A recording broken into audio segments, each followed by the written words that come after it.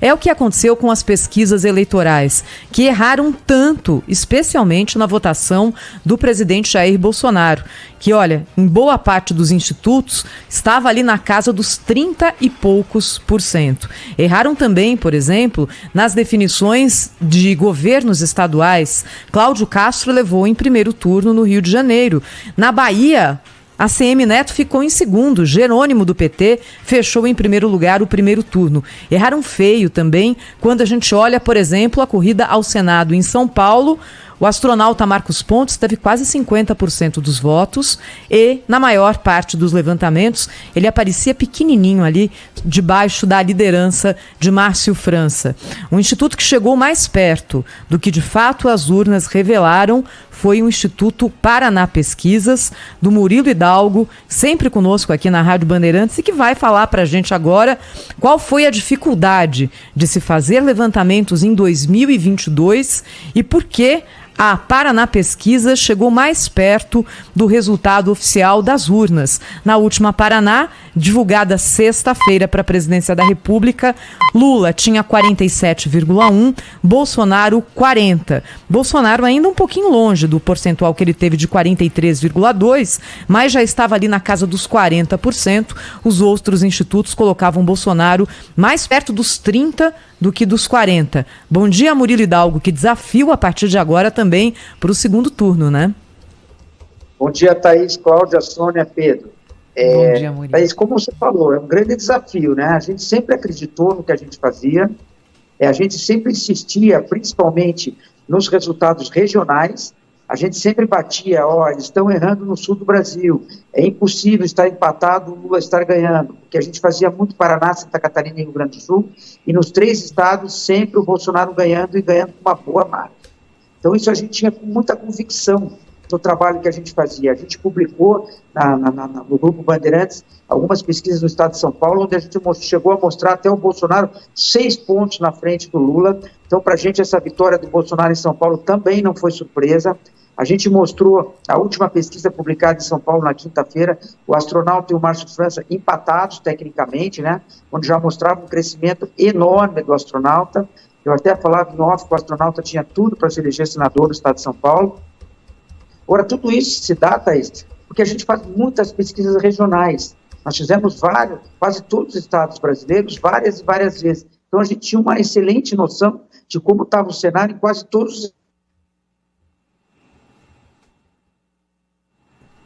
Será que travou aqui a linha com o Murilo Hidalgo, que é o diretor-presidente do Instituto Paraná e está falando conosco sobre o desafio agora de fazer pesquisas eleitorais no segundo turno? E olha, o que aconteceu não com o Instituto do Murilo, mas com os outros institutos, vai fazer com que números que sejam divulgados a partir de agora sejam olhados pelo eleitor, no mínimo, com alguma desconfiança. Porque se houve tanta falha no primeiro turno, ou os institutos vêm a público, fazem o meia-culpa e dizem que, de fato, vão fazer diferente para captar o que o eleitorado pensa agora no segundo turno, ou então a gente pode repetir no dia 30 de outubro o que nós vimos ontem.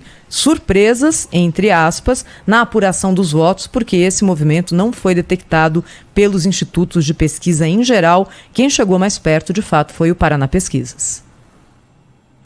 E olha, Thaís, o Murilo fala aqui que ele fazemos muitas pesquisas regionais, coloca isso como um fator assim, muito importante para a questão de chegar mais próximo do resultado mesmo. Murilo está de volta aí já o Murilo está de volta aqui com a gente. Enquanto isso, nós seguimos com a nossa cobertura aqui das eleições, né? Porque já tratamos dos assuntos ligados à eleição do Plano Nacional de segundo turno.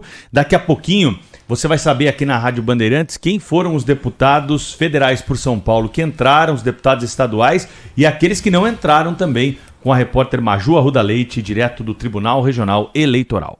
Rede Bandeirantes de Rádio.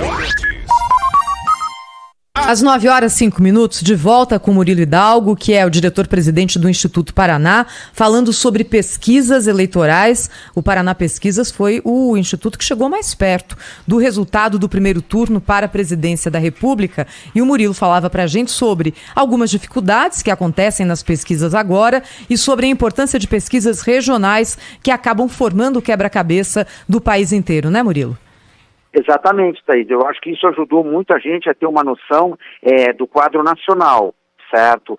Agora, Thaís, vale salientar também que ocorrem muitas mudanças, certo? A velocidade do voto na reta final, ela é muito maior do que semanas anteriores.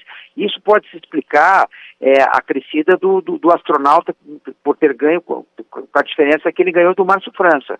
Não tenho dúvida que houve uma onda favorável a ele, e chama atenção, o Márcio França, ele começou com 30 e acabou com 30, né? Ele não mexeu.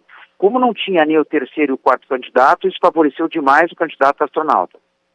Murilo, deixa eu só lembrar aqui para os nossos ouvintes um ponto importante, né? E eu queria te cumprimentar aí pelo trabalho do Instituto Paraná Pesquisas, porque você foi vítima de um jornalismo canalha, né? Nesse primeiro turno das eleições aqui. Os ouvintes sabem muito bem do que eu estou falando aqui, reportagens aí que atacavam o Instituto Paraná Pesquisas, que foi o que chegou mais próximo de todos os institutos de pesquisa ao resultado do primeiro turno. Então é importante ressaltar isso aqui. E claro, nesse momento em que há um questionamento, né, de muitos institutos de pesquisa tradicionais que estão aí há anos, eu queria saber de você qual é o rumo que você enxerga para essas pesquisas, porque parece que as pessoas não estão mais acreditando em pesquisa, né? O que aconteceu em 2018, com a eleição do Witzel, do Zema, nomes que não eram nem citados e foram eleitos, agora, né, com essa diferença brutal dos números, a distância entre Lula e Bolsonaro nesse primeiro turno, a eleição do Marcos Pontes, que foi detectada no movimento pelo Instituto Paraná, e nós dissemos isso ontem ao longo da nossa transmissão aqui. Qual é o futuro dos institutos de pesquisa? O que vai acontecer daqui para frente, na tua opinião, Murilo? Olha, Pedro, muito boa a sua pergunta e obrigado pela oportunidade de deixar a gente falar, tá? Na verdade, assim, na nossa visão muda pouco, porque muitos desses institutos que erraram agora, erraram as eleições passadas na mesma quantidade. E continua tudo igual, não muda nada. Na próxima quinta-feira, Pedro, já vai vir a primeira pesquisa desses institutos novamente para a pesquisa do Brasil e vão ser divulgadas como se nada estivesse sendo questionado. Nós não vamos discutir nada com eles antes. Se fossem institutos menores, com certeza estariam sendo questionados. Mas tudo bem, vida que segue, certo? Se a gente for ver as eleições anteriores, o próprio exemplo que você citou de Zema, do próprio Ibanez em Brasília, quando ganhou, de tudo, já houve erros semelhantes ao que aconteceram nessas eleições e nada mudou. Essa eleição, quando começa a eleição, são os protagonistas maiores, né? Eu acho que essa é uma discussão por parte que a imprensa tem que fazer e os jornalistas têm que fazer, certo? Eu te agradeço a oportunidade, Pedro, porque tanto a Paraná Pesquisas quanto a Atlas, que chegaram mais perto, nós fomos considerados institutos nota 0 para um veículo de comunicação. E os outros foram considerados institutos nota 10, certo? Isso que a gente sempre fala, né? Quem apanha nunca esquece, os outros que batem esquecem, certo? Mas faz parte da eleição. Outro questionamento que se teve nessa eleição, Pedro, todos os institutos que discordavam dos resultados que apresentavam para os outros, todos viraram alvo de uma parte da mídia, certo? Não esperaram o resultado da eleição terminar. Essa outra coisa que nos assustou muito durante o processo, porque eu sempre falava, espera segunda-feira. Segunda-feira a gente conversa, no domingo a gente conversa, espera, tem um pouco de paciência. Não, preferiam agredir, né? Mas tudo bem, faz parte. Aí a segunda-feira chegou. A gente espera que haja uma mudança por parte da mídia, que abram espaços, não só para na Pesquisas, como a outras empresas de pesquisa que também chegaram muito perto e também não são tão conhecidas, né? Que se abram espaço a essas empresas. Murilo, é a Sônia aqui, eu também quero fazer coro ao Pedro e te dar parabéns pelo resultado das pesquisas que se aproximaram exatamente da realidade e de eleições inquestionáveis. É uma das eleições mais seguras do mundo, então a gente vê que de fato a segunda-feira chegou, como você bem disse. E eu gostaria de te colocar uma questão, já baseada na sua experiência. O Bolsonaro está com bons palanques no segundo turno, gostaria de saber em primeiro lugar se isso pode definir as eleições, né, com palanques nos governos, elegeu aí um congresso expressivo. Em compensação, eu sinto que os eleitores da base dura do bolsonarismo estavam esperando até uma vitória no primeiro turno, mas parecem agora estar meio murchos, vamos dizer assim, não estão comemorando tanto esse resultado. Eu gostaria de saber, assim, do ponto de vista, você que lida com números, né, quanto que isso pode afetar, né, a base nesse segundo turno? Como é que isso influencia a base nesse segundo turno? Olha, Sônia, eu acho que a nível de base, a nível de militância, as duas militâncias levaram um baque. A militância do candidato Lula achava que ele ganharia no primeiro turno, então foi um baque, e a militância bolsonarista achava que o Bolsonaro viraria na frente ou venceria no primeiro turno. Então eu acho que hoje eles acordaram com uma realidade, né, de qual é a realidade dos fatos. Quanto aos apoios, o Bolsonaro ele tem uma vantagem. Ele teria o apoio do Zema, do Cláudio Castro e do Tarcísio, que chegou muito próximo dos 50%, no principal colégio eleitoral do país. Agora, basta saber, Sônia, se principalmente Zema e Cláudio Castro entrarão na campanha de Bolsonaro, né? Entrarão ou não entrarão? Entrarão para valer ou entrarão de brincadeira, de mentirinha, como se fala, né? Eu acho que se eles entrarem, se eles colocarem as suas bases que eles elegeram, é uma grande vantagem para o presidente Bolsonaro na principal região do país. Agora, eu tenho um pouco de dúvida até que ponto os governadores entrarão nas campanhas. Eu acho que eles esperarão as primeiras pesquisas eleitorais para tomar essa decisão.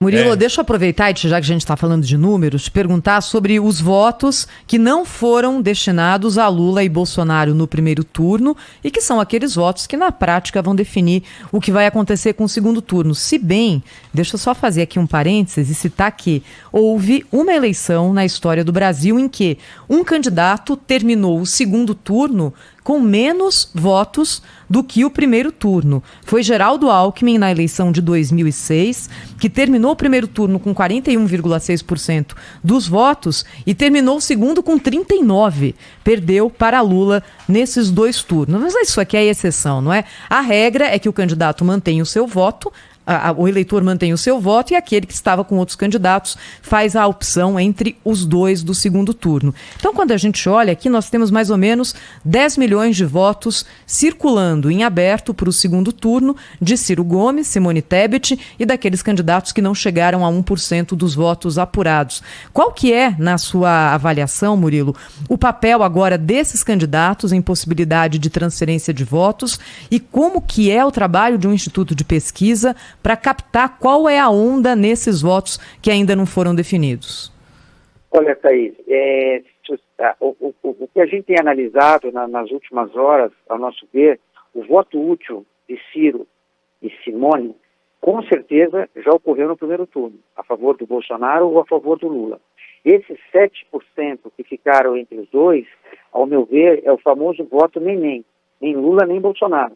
Eu não vejo num primeiro momento esse voto, ele pode ir um pouquinho mais para um candidato, mas ele não vai numa totalidade como as pessoas estão imaginando.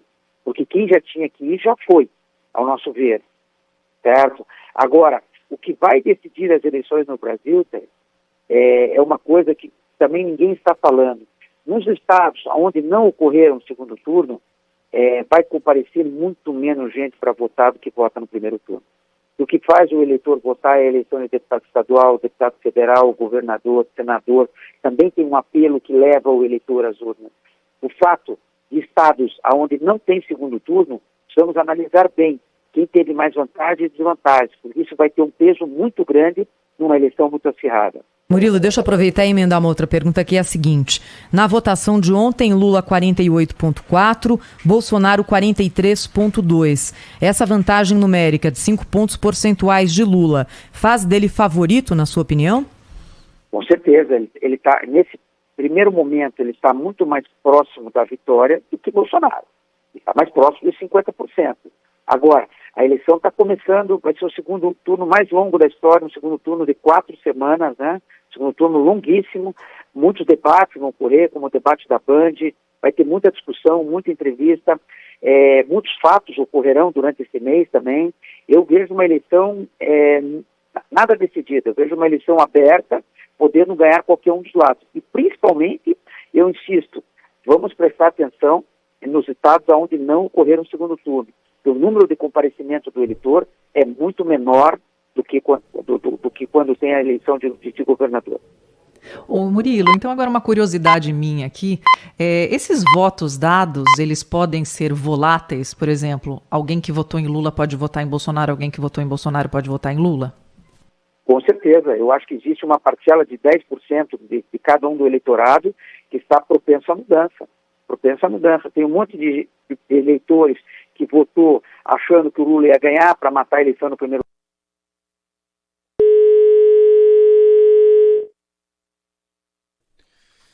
Perdemos de novo o contato aqui com o Murilo Hidalgo, do Instituto Paraná Pesquisas, que estava contando para a gente aqui, né, essa possibilidade de alternância de votos entre os candidatos. Pois é, nada é impossível, né, Pedro Campos? Tudo aberto, Sônia. Tudo aberto. Daqui a pouquinho aberto, nós vamos acionar a nossa reportagem para saber o que estão fazendo os candidatos ao governo do estado de São Paulo, em segundo turno, entre Tarcísio de Freitas e Fernando Haddad.